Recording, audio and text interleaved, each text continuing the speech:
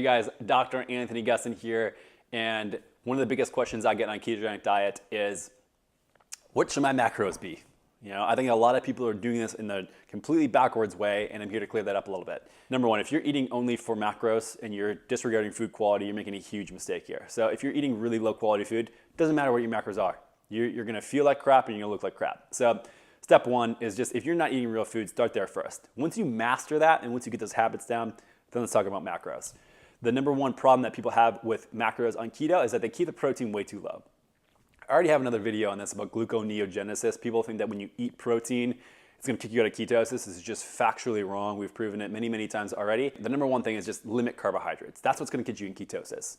It's not gonna be the protein-fat ratio. It's literally limiting carbohydrates as much as you can, but not going obviously too crazy. So you wanna make sure you still have all right produce in place and vegetables. Stop with the carbohydrates and limit those to around 25 to 30 grams, especially if you're just getting started with a ketogenic diet.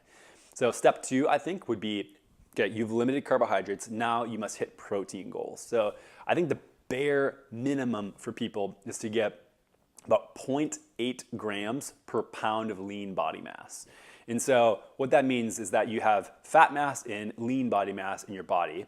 And so you wanna take 0.8 times that number, and that's the minimum amount of grams of proteins you should be eating. So not a maximum amount like a lot of other macro calculators or people will tell you on a ketogenic diet.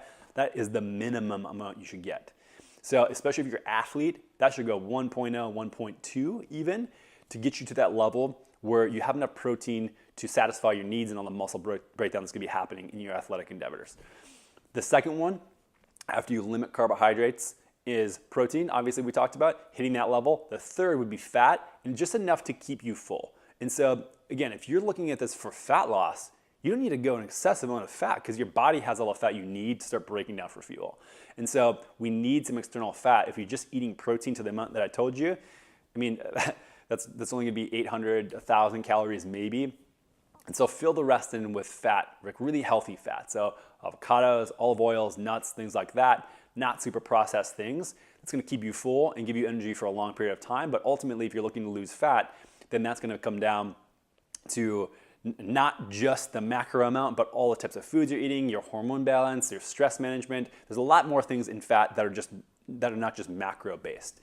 And so we have a calculator at perfectketo.com/macro-calculator.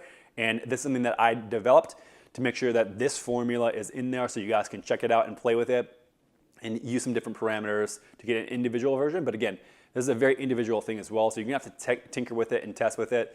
A macro calculator is for the masses, but you are an individual, so you have to test your own health and make sure that you get there on your own journey. So, try it out. It may work for you, it may not, to reach your goals, but again, it's not just about the macros.